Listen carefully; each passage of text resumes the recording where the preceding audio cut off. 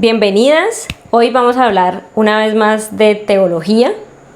Generalmente cuando nombramos esta palabra teología nos parece una palabra demasiado grande y que implica muchísima responsabilidad como para pensar que tiene algo que ver con nosotros.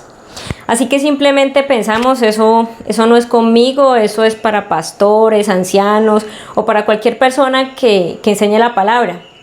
Además de esto, pues esta palabra se escucha como psicología, biología, antropología, odontología, bueno, y todas esas especialidades similares. Así que concluimos que definitivamente esto no es para nosotras. ¿Qué tal si te digo o si les digo que todos aquellos que decimos ser cristianos o creyentes estamos llamados a ser teólogos? No, pero no te asustes. Aunque parece una especialidad muy grande, la teología es simplemente el estudio de Dios. Eso es todo. Y por supuesto, todas, como parte del cuerpo de Cristo, hacemos esto. Y lo hemos hecho desde siempre, podría decirse.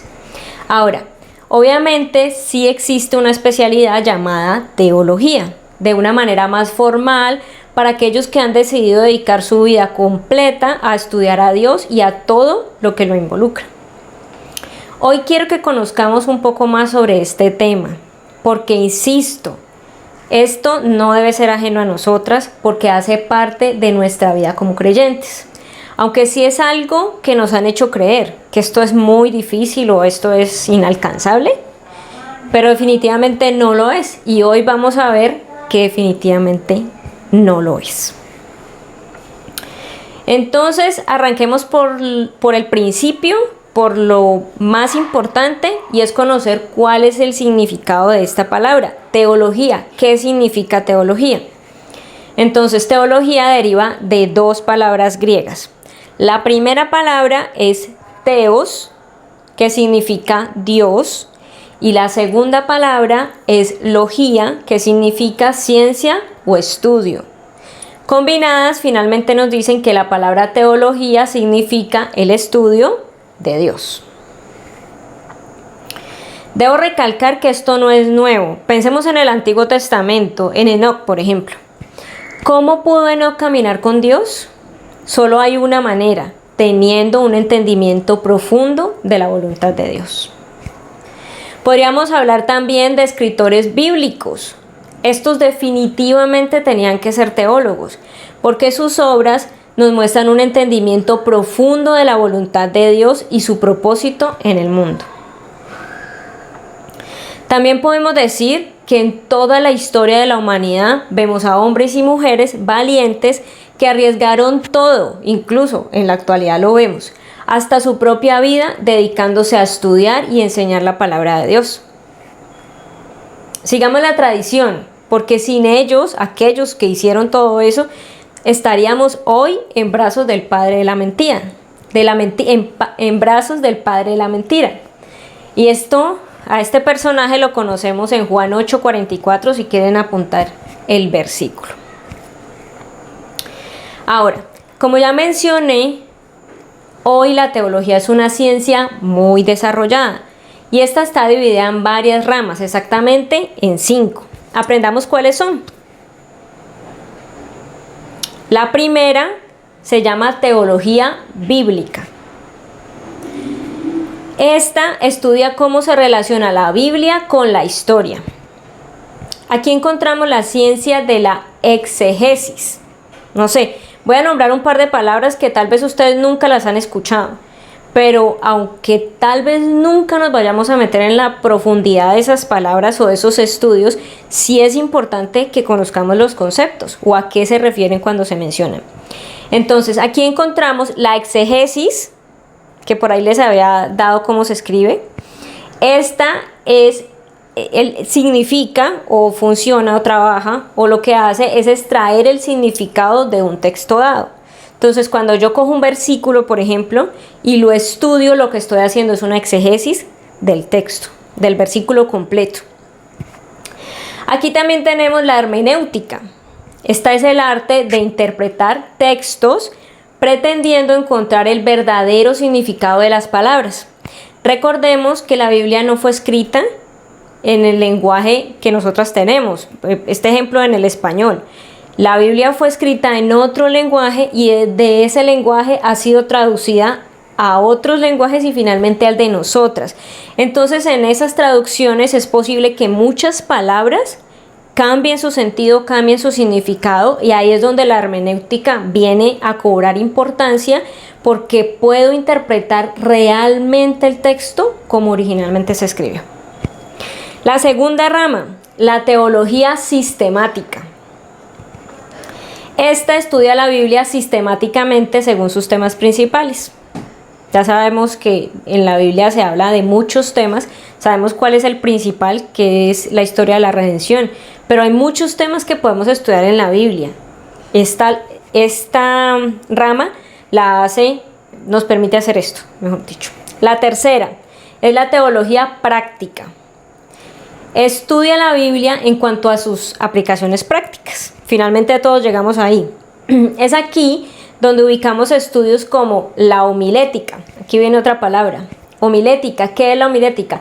Es el arte y la ciencia de la predicación cristiana. Entonces, una persona que esté dedicada a enseñar a predicar la palabra de Dios debería estudiar homilética. ¿Por qué? Porque esta le permite organizar sistemáticamente un sermón de modo que los oyentes puedan entender realmente lo que el Señor quiere enseñar. Encontramos evangelismo, consejería pastoral, y encontramos una que yo jamás la había escuchado, que se llama misiología, y es una subcategoría de esta teología que estudia las misiones. Cuarta rama, la teología histórica. Esta estudia la historia de la Iglesia en cuanto al desarrollo de la doctrina y su crecimiento mundial. ¿Cómo ha evolucionado la Iglesia en la historia? Y la quinta y última, la teología filosófica. Esta estudia a Dios según su revelación en la creación. Con lo que ya mencionamos, podemos preguntarnos, ¿es importante la teología para nosotras? La respuesta es un rotundo sí. Porque es muy importante discernir entre la verdad y el error. Sin una teología bien fundada en las Escrituras, perderemos la capacidad de discernir la verdad. Si la Biblia es la palabra de Dios, y de hecho lo es, vale la pena estudiarla, entenderla y proclamarla correctamente. Ahora, hay algo muy importante que no podemos dejar de lado en ningún momento. El estudio de Dios sin el Espíritu Santo no es nada. Recordemos lo que nos dice Juan 16:13. Vamos a buscarlo.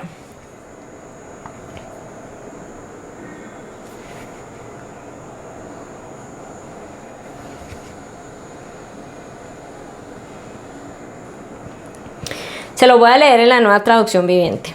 Dice: pero cuando venga el Espíritu de verdad, Él os guiará a toda verdad, porque no hablará por su propia cuenta, sino que hablará todo lo que oyere, y os hará saber las cosas que habrán de venir. Entonces, solo tendremos revelación de la palabra de Dios si el Espíritu Santo nos revela tal verdad. Dejemos algo claro: si la teología se enfoca en el entendimiento de las Escrituras y encontramos la palabra entendimiento 108 veces en la Reina Valera, la palabra conocimiento 133 veces, la palabra sabiduría 208 veces. Eso nos da un total de 449 veces que la Biblia menciona la importancia de tener un buen entendimiento de Dios. Mencionemos algunos versículos.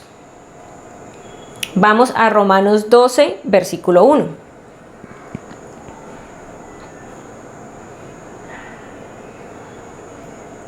Y nuevamente vamos a leerlo en la Nueva Traducción Viviente. No os conforméis a este mundo, más bien transformaos por la renovación de vuestro entendimiento, de modo que comprobéis cuál sea la voluntad de Dios, buena, agradable y perfecta. ¿Qué nos está diciendo este pasaje? Si estamos en Cristo, Él renueva nuestro entendimiento para conocer ¿qué? La buena voluntad de Dios. Veamos otro. Proverbios 1:7.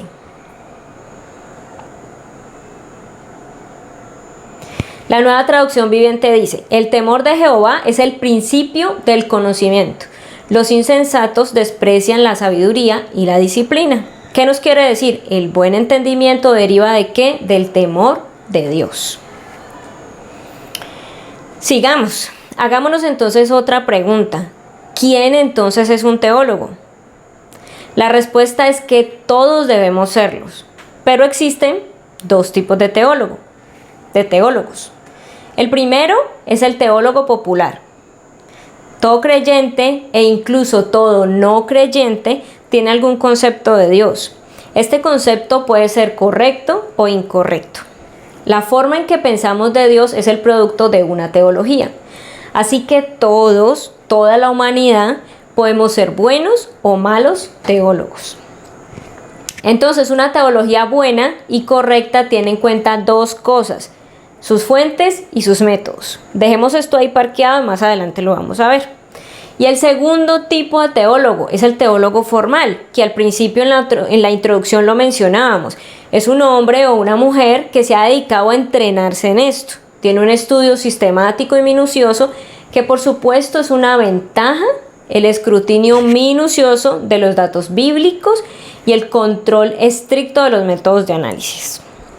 Pero no olvidemos algo, que seamos cualquiera de los dos, un teólogo popular o un teólogo formal, los dos dependemos plenamente del Espíritu Santo, y que el Señor nos manda como cuerpo a animarnos unos a otros y a edificarnos unos a otros. Esto lo encontramos en 1 de Tesalonicenses 5:11, para que lo copien.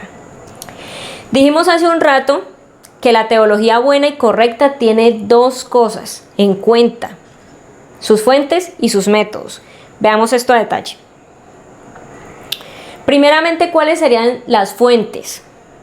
Las fuentes correctas para alimentar nuestra teología. La primera, el Espíritu Santo de Dios. Ya lo he venido nombrando en todo el estudio y es importantísimo que no lo olvidemos. Toda teología correcta es obra del Espíritu Santo.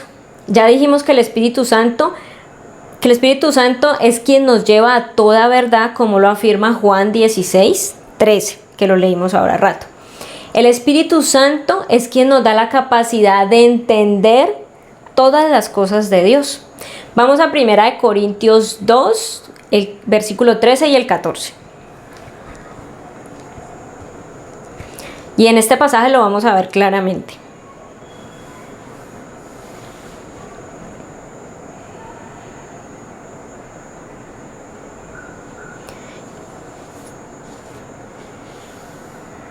Inicialmente lo voy a leer en la Nueva Traducción Viviente, que dice: les decimos estas cosas sin emplear palabras que provienen de la sabiduría humana. En cambio, hablamos con palabras que el Espíritu nos da, usando las palabras del Espíritu para explicar las verdades espirituales. Pero los que no son espirituales no pueden recibir esas verdades de parte del Espíritu de Dios. Todo les suena ridículo y no pueden entenderlo. Repito, todo les suena ridículo y no pueden entenderlo, porque solo los que son espirituales pueden entender lo que el Espíritu quiere decir. Yo sé que seguro recuerdan este pasaje mucho mejor en la versión Reina Valera del 60, que lo dice así, y de pronto hasta lo tienen ahí. Lo cual también hablamos, no con palabras enseñadas por sabiduría humana, sino con las que enseña el Espíritu, acomodando lo espiritual a lo espiritual, pero el hombre natural no percibe las cosas que son del Espíritu de Dios, porque para él son locura, y no las puede entender, porque se han de discernir espiritualmente. O sea, sin el Espíritu Santo no podemos hacer nada. Él es quien nos da todo. Y la segunda fuente, la Biblia. Dios ha elegido darse a conocer por medio de la Escritura y no hay ningún sustituto de ella para esto. Por lo tanto, es ahí donde debemos empezar y finalizar nuestra búsqueda de una verdadera teología. Y acabamos de mencionar que para que esta revelación suceda necesitamos ¿a quién? Al Espíritu Santo. De lo contrario nos perderemos de deleitarnos en ella. Recordemos las palabras que Pablo le dijo a Timoteo, afirmando esto que acabamos de decir en 2 de Timoteo, capítulo 3, versículos del 14 al 17.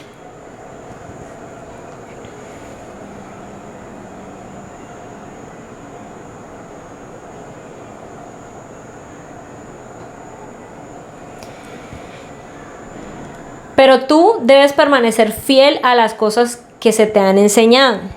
Sabes que son verdad, porque sabes que puedes confiar en quienes te las han enseñado. Desde la niñez se te han enseñado las sagradas escrituras, las cuales te han dado la sabiduría para recibir la salvación que proviene por confiar en Cristo Jesús. Toda la escritura es inspirada por Dios y útil para enseñarnos lo que es verdad y para hacernos ver lo que está mal en nuestra vida. Nos corrige cuando estamos equivocados y nos enseña a hacer lo correcto.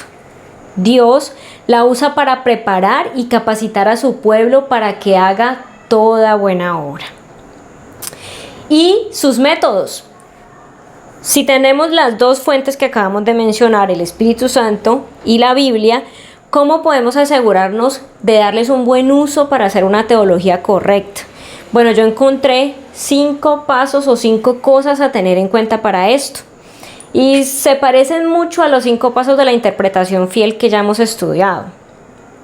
Porque finalmente es lo que en últimas queremos hacer, acercarnos a la escritura correctamente, estudiarla correctamente y obviamente vivirla correctamente. Entonces el primero es la oración. Ya sabemos que sin oración no hay relación. Es nuestra manera de reconocer nuestra dependencia del Señor por medio del Espíritu Santo. El segundo, por supuesto, es leer la Biblia. Conocer algunos versículos, y esta me parece así, como dicen por ahí, como que le estalla a uno la cabeza decirlo de esta manera, pero conocer algunos versículos o algunos libros no es lo mismo, nunca va a ser lo mismo que conocer la Biblia completa de tapa a tapa.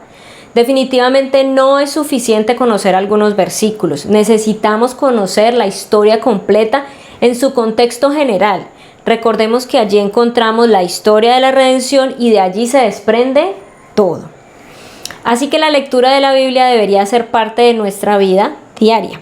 Vamos a Hebreos 4, versículo 12 y leamos lo que dice.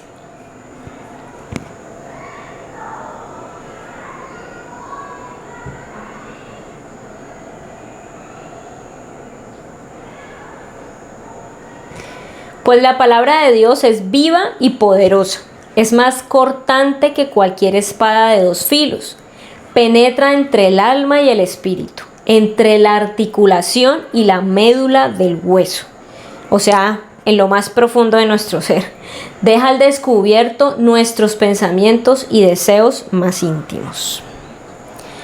Tercero, estudiar pasajes paralelos o que hablan del mismo tema. Ya hemos aprendido en otros momentos que nunca debemos escoger un versículo bíblico y definir toda una teoría alrededor de este. Y lo hemos visto nuevamente con los 5 pasos de la interpretación fiel. Hoy día se toma un versículo bíblico y se hace toda una teología alrededor de ese versículo, pero el Señor nos enseña que debemos escudriñar mucho más la escritura para poder hablar de determinado tema, para poder hablar de lo que la escritura nos dice sobre determinado tema. Debemos usar algunos recursos que nos permitan identificar en qué otros lugares de la Biblia nos enseñan acerca del mismo tema que estamos estudiando. Para esto hay recursos, hay concordancias, hay comentarios bíblicos, hay Biblias de estudio, entre otros materiales. Cuarto, sistematizar las enseñanzas bíblicas. Después de orar, leer la escritura, estudiar o comprender la misma, podemos comenzar a agrupar u organizar las evidencias sistemáticamente para que nos permitan interpretar no solo versículos como hemos hecho hasta ahora, sino temas bíblicos completos o temas teológicos completos. Y miren, esto no es algo nuevo, muchos estudiosos de la Biblia hicieron esto antes que nosotras, así que fácilmente podemos ir y apoyarnos en algunas de las obras suyas. Y quinto, Contrastar las enseñanzas con las experiencias de los creyentes. Este punto es importante porque evidenciamos que lo que mora en el corazón de los creyentes y la verdad que enseñamos se encuentran en un mismo punto. Aquí yo pienso, por ejemplo, cuando se enseña que Dios nos bendecirá económicamente hasta las medias, pero contrario a eso encontramos creyentes genuinos que realmente no tienen abundancia y tal vez nunca la vayan a tener. Esto me lleva a preguntarme si realmente es lo que la Escritura nos está enseñando o nos quiere enseñar. Si la verdad que enseñamos, si es la verdad la que enseñamos, esta verdad encontrará afirmación entre los hermanos. Por último, digamos que nos preparamos en todo esto. ¿Y ahora qué hacemos con todo ese entendimiento y conocimiento? ¿Cómo lo llevamos a la práctica? Sí, seguramente se están preguntando eso, porque el que ha estudiado teología se prepara, estudia, pero ¿qué es lo que va a hacer con eso? Bueno, le va a enseñar a otros, va a guiar una iglesia, va a preparar unos creyentes, lo que sea, pero nosotras uno dice, bueno, ¿yo para qué quisiera saber todo esto, entender todo esto? Entonces, primero, obviamente, para usarlo de una manera personal. Eso es lo primero para lo que lo usamos. Pues entre más conocemos el Evangelio, menos cabida hay para el error. Y creo que eso es lo que nos ha venido pasando desde que estamos estudiando aquí. El Espíritu Santo nos da el discernimiento para orientar nuestra vida personal a entender y vivir en esa verdad. Llévense esto. Un buen entendimiento de la palabra de Dios puede cambiar una vida confusa e inútil en una vida eficaz y productiva. Voy a repetirlo. Un buen entendimiento de la palabra de Dios puede cambiar una vida confusa e inútil en una vida eficaz y productiva. Como dice el apóstol Pablo en Colosenses capítulo 1 versículo 9. Vamos a leerlo nuevamente.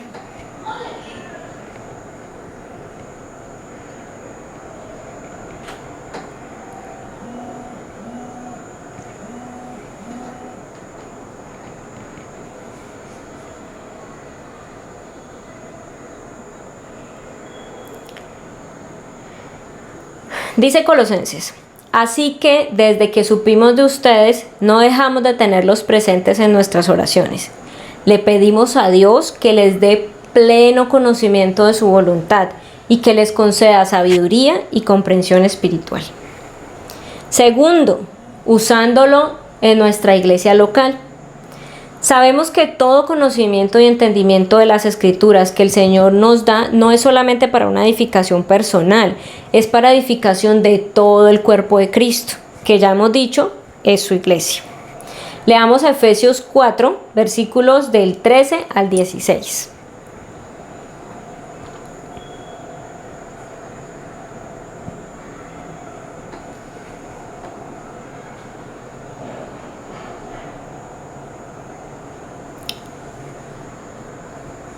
Dice Efesios: ese proceso continuará hasta que todos alcancemos tal unidad en nuestra fe y conocimiento del Hijo de Dios, que seamos maduros en el Señor, es decir, hasta que lleguemos a la plena y completa medida de Cristo. Entonces ya no seremos inmaduros como niños. No seremos arrastrados de un lado para otro ni empujados por cualquier corriente de nuevas enseñanzas. No nos dejaremos llevar por personas que intenten engañarnos con mentiras tan hábiles que parezcan la verdad. En cambio, hablaremos la verdad en amor, y así creceremos en todo sentido hasta parecernos más y más a Cristo, quien es la cabeza de su cuerpo, que es la iglesia. Él hace que todo el cuerpo encaje perfectamente y cada parte, al cumplir con su función específica, ayuda a que las demás se desarrollen y entonces todo el cuerpo crece y está sano y lleno de amor. Así que el crecimiento no puede ser individual. No puedo crecer y crecer y crecer yo y engordarme, como le dicen a uno por ahí, engordarme y no estoy compartiendo esto con mis hermanos. Debe ser un crecimiento como cuerpo que somos. Bueno, y Y aquí se nos hace necesario hablar también de la Iglesia Universal, no la podemos dejar por fuera porque también hace parte del cuerpo de Cristo. El cuerpo de Cristo está compuesto por todas estas iglesias locales a las que nosotros pertenecemos. Y la correcta teología no debe dividirnos, antes debe unirnos más. Antes debe hacer que unos a otros aportemos con humildad y respeto mutuo al crecimiento de otros hermanos en la fe, para que todos contribuyamos en el entendimiento de la voluntad de Dios. Y aquí yo pienso en algunas iglesias como la de Juan Manuel Vaz, como la de Sugel Michelén, como la de Paul Washer, que están cumpliendo con este mandato y han edificado a muchas de nosotras, a muchos hermanos en la fe y a muchas iglesias locales. Tercero y último, por supuesto para el mundo, porque cuando impartimos al mundo este conocimiento y entendimiento de las Escrituras, estamos cumpliendo con la gran comisión de Jesucristo. Leámoslo en Mateo 28, del 19 al 20. Este es un pasaje muy conocido, que yo creo que todas desde que llegamos lo hemos leído mínimo una vez.